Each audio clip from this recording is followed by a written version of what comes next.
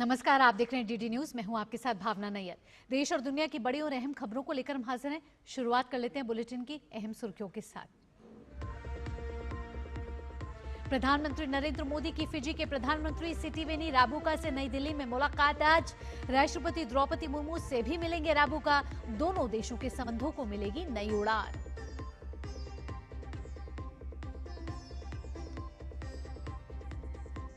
आज से 2 दिन के लिए गुजरात दौरे पर होंगे प्रधानमंत्री नरेंद्र मोदी। अहमदाबाद में शहरी विकास, ऊर्जा, सड़क और रेलवे से जुड़ी 5,400 करोड़ रुपए की विकास परियोजनाओं की करेंगे शुरुआत।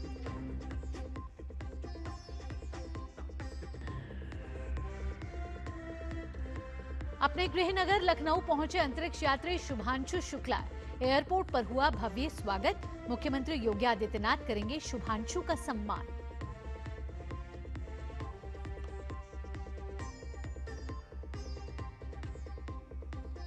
हिमाचल प्रदेश में भारी बारिश के ऑरेंज अलर्ट के बीच ऊपरी हिमालय की चोटियों पर बर्फबारी, कई मार्ग अवरुद्ध। उत्तराखंड और राजस्थान में भी भारी बारिश की चेतावनी के बाद प्रशासन सतर्क।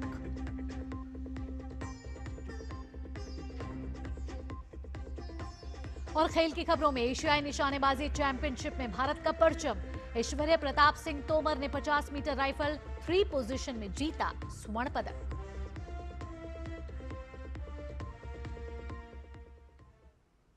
सबसे पहले बात फिजी गणराज्य के प्रधानमंत्री के भारत दौरे से जुड़ी खबर के साथ। फिजी गणराज्य के प्रधानमंत्री सिटिवेनी लिगामामादा राबुका 3 दिन के भारत दौरे पर हैं। फिजी के प्रधानमंत्री राबुका की ये पहली भारत यात्रा है। सिटिवेनी लिगामामादा राबुका आज राष्ट्रपति द्रौपदी मुर्मू और प्रधानमंत्री नरेंद्र मोदी से भी मुलाकात करेंगे। इससे पहले राबुका आज राजघाट पहुंचकर महात्मा गांधी को पुष्पांजलि भी अर्पित करेंगे। इससे पहले कल फिजी के प्रधानमंत्री ने केंद्रीय मंत्री और भारतीय जनता पार्टी के राष्ट्रीय अध्यक्ष जेपी नड्डा से मुलाकात की थी। मई 2023 में प्रधानमंत्री मोदी ने फिजी की अपनी यात्रा के दौरान पोर्ट मोरेस्बी में फिजी के प्रधानमंत्री राबुका से मुलाकात की। फिजी के प्रधानमंत्री की यात्रा भारत और फिजी के बीच दीर्घकालिक और स्थायी संबंधों को रेखांकित करती है। और अब खबर प्रधानमंत्री नरेंद्र मोदी के गुजरात दौरे से जुड़ी हुई। प्रधानमंत्री नरेंद्र मोदी आज से गुजरात के 2 दिवसीय दौरे पर रहने वाले हैं। राज्य के लिए करीब 5,400 करोड़ रुपए से अधिक की कई विकास परियोजनाएं और उद्घाटन के साथ साथ शिलान्यास भी करने वाले हैं। प्रधानमंत्री मोदी की इस यात्रा के दौरान ढांचागत और मूलभूत विकास परियोजनाओं की शुरुआत करेंगे। क्या है प्रधानमंत्री मोदी के दौरे में खास, देखिए इस खास रिपोर्ट में। प्रधानमंत्री नरेंद्र मोदी गुजरात के अहमदाबाद स्थित खोडलधाम मैदान में एक विशाल जनसभा को संबोधित करेंगे। वह गुजरात में बुनियादी ढांचे, कनेक्टिविटी से जुड़े इंफ्रा का उद्घाटन, शिलान्यास करेंगे। गुजरात में बिजली वितरण नेटवर्क के आधुनिकीकरण के लिए 1,000 करोड़ रुपए से अधिक की परियोजना का उद्घाटन करेंगे। 5,000 करोड़ से भी ज्यादा रुपए का विकास का खातमुहूर्त और लोकार्पण होने वाला है। साथ में दूसरे दिन हासलपुर के अंदर जापानीज कंपनी के साथ ईवी कंपनी का पूरा लोकार्पण होने वाला है। वहीं रेलवे की 1,400 करोड़ रुपए से अधिक की लागत वाली परियोजनाओं का शुभारंभ होगा, जिसमें 65 किलोमीटर लंबी मेहसाणा पालनपुर रेल लाइन का दोहरीकरण और कटोसन रोड साबरमती के लिए एक यात्री ट्रेन का शुभारंभ शामिल है। 3 लाइनें, एक है मेहसाणा से पालनपुर, दूसरी है कड़ी से कटोसन और तीसरी है बेचराजी जो कार की फैक्ट्री है वहाँ से रनौज। ये 3 लाइनों का डेडिकेशन है। पीएम प्रधानमंत्री आवास योजना शहरी के तहत अहमदाबाद के आसपास बनी झुग्गी झोपड़ियों के लिए पुनर्वास, जल प्रबंधन और सीवरेज प्रणालियों के आधुनिकीकरण के लिए इंफ्रा विकास का भी शुभारंभ होगा। प्रधानमंत्री जब गुजरात को ये सौगातें देंगे तो आने वाले समय में गुजरात एक तरफ अर्बन डेवलपमेंट और दूसरी तरफ इंडस्ट्रियल हब बनकर उभरेगा। कैमरा पर्सन लक्ष्मण के साथ निशांत राय, डीडी न्यूज, अहमदाबाद। आगे बढ़ते हैं। दुनिया भर में भारत का नाम रोशन करने वाले अंतरिक्ष यात्री ग्रुप कैप्टन शुभांशु शुक्ला अपने शहर लखनऊ पहुंच चुके हैं। लखनऊ एयरपोर्ट पर ग्रुप कैप्टन शुभांशु शुक्ला का भव्य स्वागत किया गया है। शुभांशु शुक्ला के स्वागत के लिए पूरे शहर को सजाया गया है। जगह जगह उनके पोस्टर्स लगाए गए हैं। लखनऊ पहुंचने पर शुभांशु आज एक रोड शो में भी हिस्सा लेंगे, जिसके बाद वो सिटी मॉन्टेसरी स्कूल जाएंगे, जहां वे छात्रों से संवाद करेंगे और अपने अनुभव साझा करेंगे। आपको बता दें कि Shubhanshu Shukla city Montessori school के पूर्व छात्र रह चुके हैं। दोपहर बाद के कार्यक्रम की बात करें तो शुभांशु मुख्यमंत्री योगी आदित्यनाथ से मुलाकात करेंगे। इसके बाद लोक भवन में उन्हें राज्य स्तरीय नागरिक सम्मान प्रदान किया जाएगा।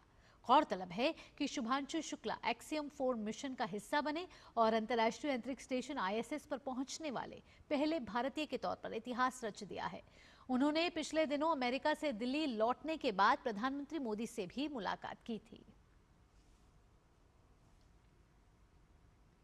तो ये तस्वीरें आप देख रहे हैं लखनऊ की, जब शुभांशु शुक्ला एयरपोर्ट पहुंचे, अपने गृहनगर लखनऊ पहुंचे तो उनका भव्य स्वागत किया गया। उनके साथ उनके माता पिता, उनके परिजन, उनकी पत्नी, ये सभी लोग उनके साथ मौजूद थे। और आज भी शुभांशु शुक्ला का कार्यक्रम बहुत व्यस्त रहने वाला है। अंतरिक्ष यात्री ग्रुप कैप्टन शुभांशु शुक्ला के लखनऊ पहुंचने पर उत्तर प्रदेश के उप मुख्यमंत्री ब्रजेश पाठक ने कहा कि पूरा लखनऊ पलके बिछाकर अपने लाल का इंतजार कर रहा था। आज लखनऊ के लिए बहुत ही बड़ा दिन है, जब मां भारती का बेटा लखनऊ का लाल लखनऊ की धरती पर कदम रखा। अंतरिक्ष में जब वो रिसर्च करके लौट रहे थे तो उस क्षण का इंतजार लखनऊ वासी बड़े लंबे समय से कर रहे थे।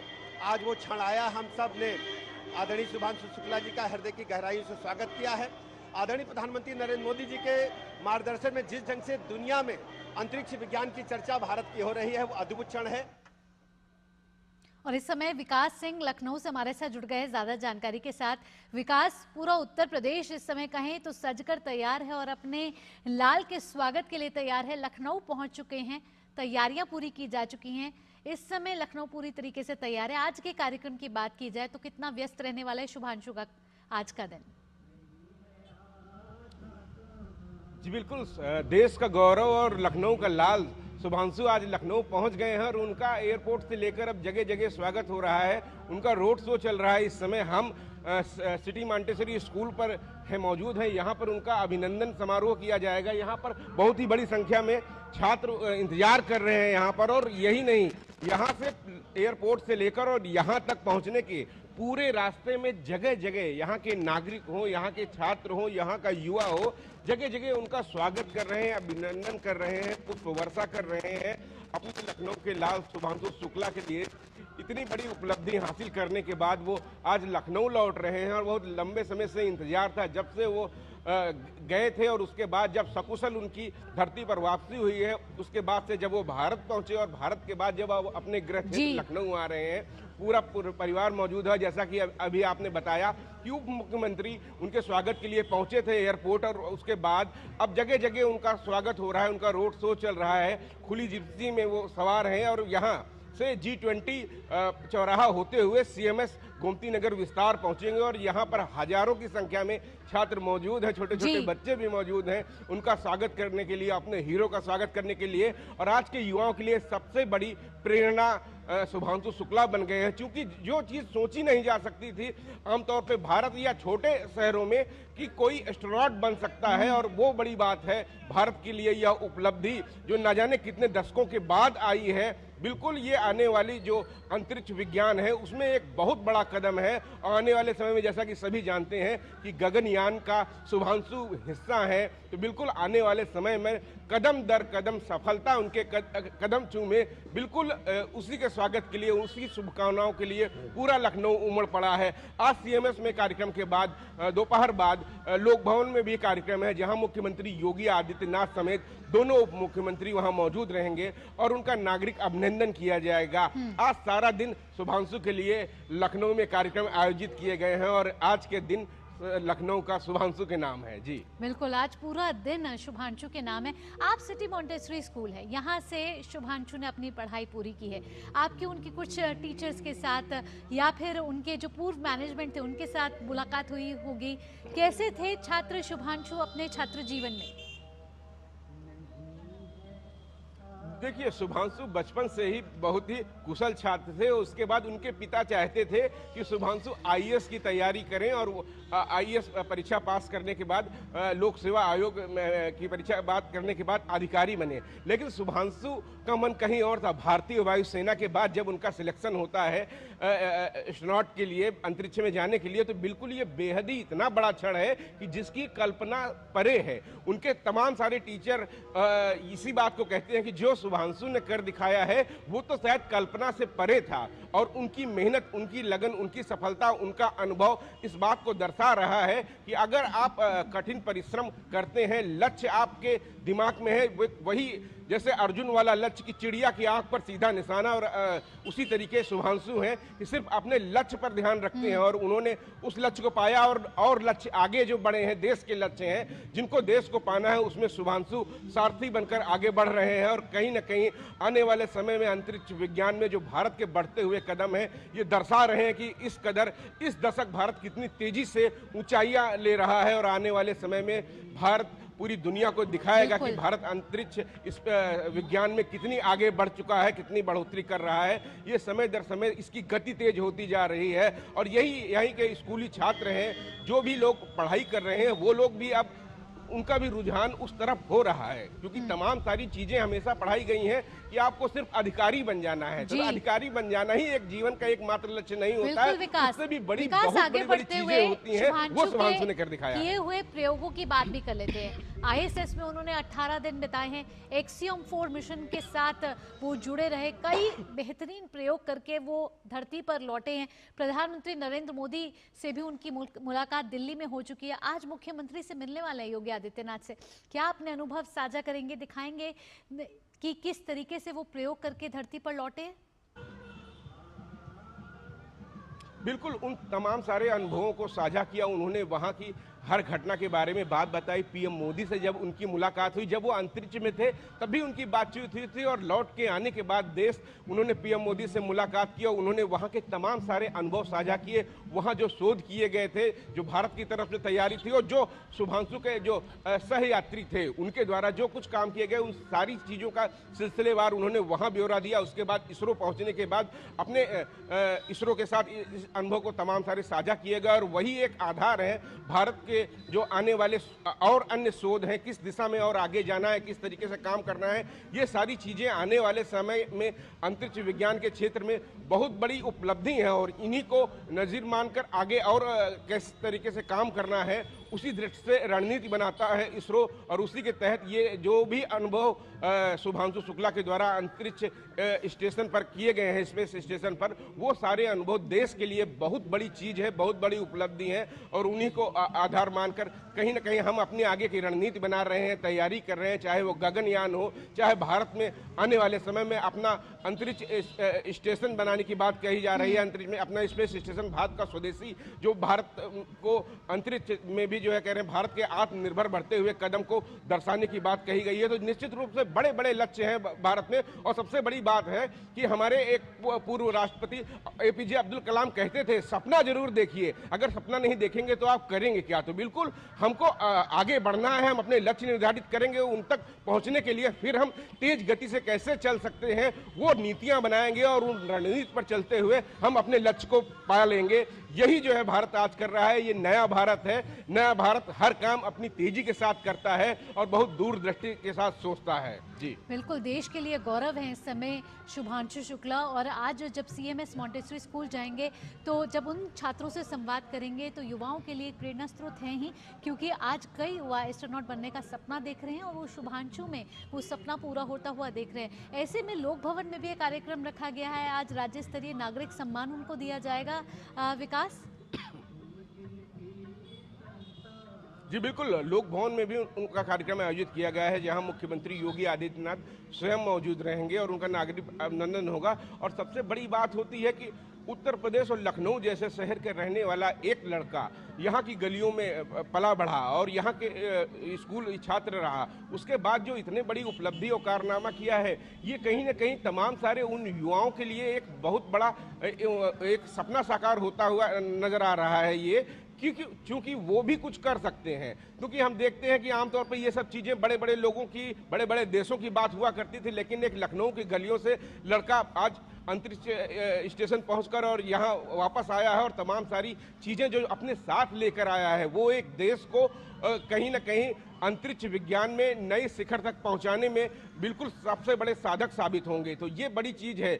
आज के जो युवा हैं, जो तैयारी कर रहे हैं, जो पढ़ाई कर रहे हैं, उन लोगों के लिए ये एक बहुत बड़ी मिसाल है। और इस मिसाल के साथ साथ जब शुभांशु तमाम सारे अनुभव साझा करते हैं और आज यहाँ भी वैसे ही करेंगे, तो तमाम सारे जो बच्चे हैं, छात्र छात्राएं हैं, उनको आंखों में नई नई जो है कल्पनाएं आएंगी और वो भी जानेंगे कि अगर मेहनत आप करते हैं, कठिन परिश्रम करते हैं, तो हर सपना साकार होता है जो देखा जाता है। बिल्कुल, और हर सपना साकार होते हुए देखा भी जा रहा है, क्योंकि लखनऊ का लाल अंतरिक्ष की यात्रा करने के बाद पहले बार अपने गृहनगर लखनऊ पहुंचा है, जहां उनका जोरदार स्वागत किया जा रहा है। फिलहाल विकास, इन तमाम तस्वीरों के साथ, जानकारियों के साथ आपका बहुत बहुत धन्यवाद।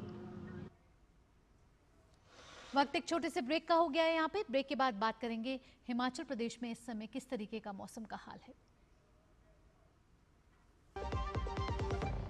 रिटायरमेंट के बाद लाल स्पोर्ट्स कार लूं या वर्ल्ड टूर? तू खाली पुलाव बना, मैं ऑर्डर कर रहा हूँ। पुलाव नहीं, प्लान। लाइफ इंश्योरेंस का रिटायरमेंट प्लान, गारंटीड पेंशन के साथ। अब तेरे भाई के हर सपने होंगे पूरे। तेरी ये स्पोर्ट्स का 2 सीटर है ना? सपनों को रखो सुरक्षित रिटायरमेंट प्लान के साथ। सबसे पहले लाइफ इंश्योरेंस। जब धरती चीर कर निकलता है लोहे का पत्थर और मिलता है मोंगिया के जोश से, फिर तपता है, पिघलता है और बनता है फौलाद। अब होता है सरिया सारी खूबियों के साथ। मोंगिया स्टील, मजबूत देश का मजबूत सरिया। ब्रेक के बाद आपका स्वागत है। आइए आगे बढ़ते हुए अब बात कर लेते हैं हिमाचल प्रदेश में मौसम के हाल की। हिमाचल प्रदेश में भारी बारिश का दौर लगातार जारी है। इसी बीच राज्य में स्थित हिमाचल की चोटियों पर बर्फबारी की भी शुरुआत हो चुकी है। चंबा की चोटियों में हुई बर्फबारी के कारण साच दर्रा से जाने वाला मार्ग अवरुद्ध हो गया है। वहीं लाहौल में शिंकुला और बारालाचा दर्रे पर बर्फबारी के कारण मार्ग बंद है। इसके साथ ही प्रदेश के 12 में से 10 जिलों के लिए मौसम विभाग ने ऑरेंज अलर्ट जारी किया है। मौसम विज्ञान केंद्र शिमला ने अगले 12 घंटे में बिलासपुर, हमीरपुर, कांगड़ा, किन्नौर, कुल्लू, मंडी, शिमला, सिरमौर, सोलन, ऊना जिलों में अलग अलग स्थानों पर भारी से बहुत भारी बारिश होने की आशंका जताई है।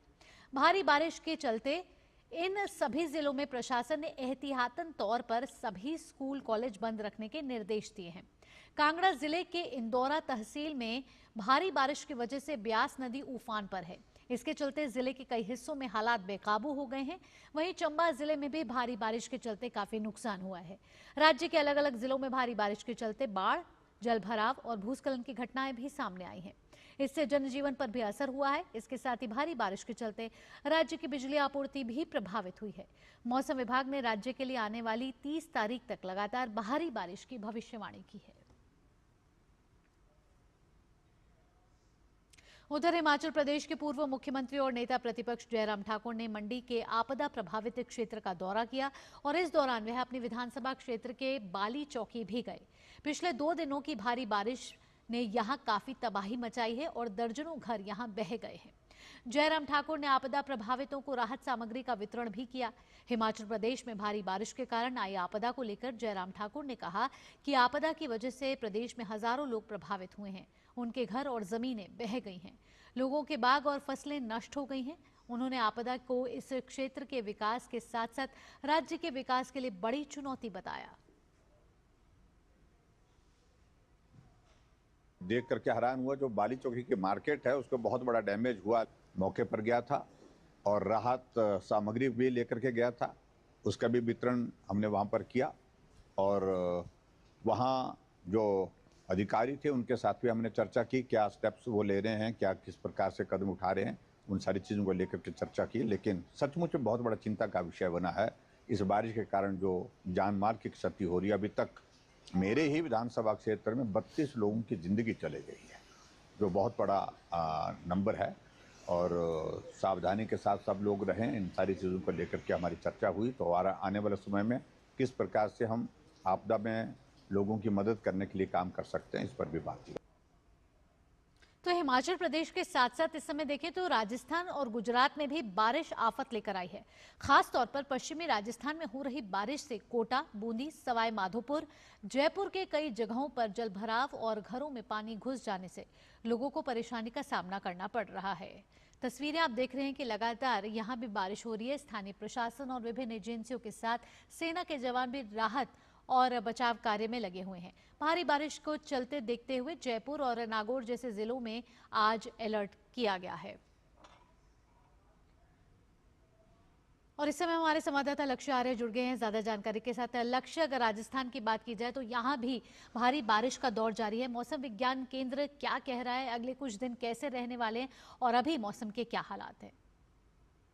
कहा आपने कि अधिकांश जो प्रदेश है, जो अधिकतर जो जिले हैं राजस्थान के, वहाँ पे बाढ़ जैसे हालात बने हुए हैं।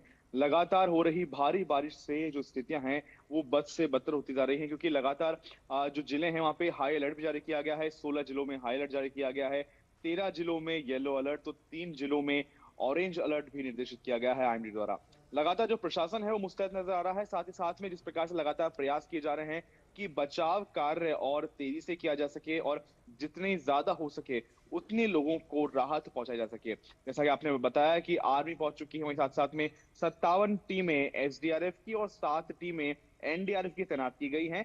कोटा क्षेत्र क्योंकि कुछ दिनों से लगातार बहुत ही ज्यादा प्रभावित नजर आ रहा था, भारी बारिश से वहां पे जल भराव की स्थिति बन गई थी। जल भराव के साथ ही साथ में बाढ़ जैसे हालात हो चुके थे। तो हमारे लोकसभा अध्यक्ष ओम बिरला वहां पहुंचे थे, क्योंकि उनका संसदीय क्षेत्र है।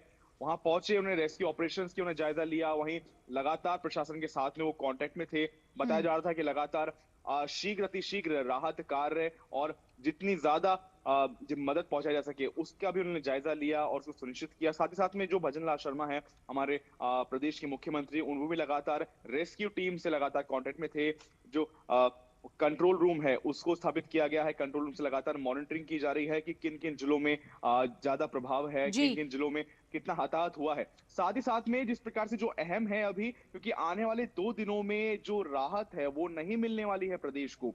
जिस प्रकार से जो आईएमडी के अनुसार जो आंकड़े हैं, जो मौसम विज्ञान केंद्र के अनुसार जो चीजें सामने आ रही हैं, जो उनके पूर्वानुमान सामने आ रहे हैं कि अगले 2 दिन में जो बारिश का जो ये सिलसिला है वो बिल्कुल बढ़ने वाला है, कम नहीं होने वाला है। क्योंकि अगले 2 दिनों में भी कई जिलों में छुट्टियां घोषित की गई हैं। शैक्षणिक और जो विभिन्न संस्थाएं हैं, तो हम देख रहे हैं कि किस तरीके से राजस्थान के लिए अगले 2 दिन भारी रहने वाले हैं बारिश के लिहाज से।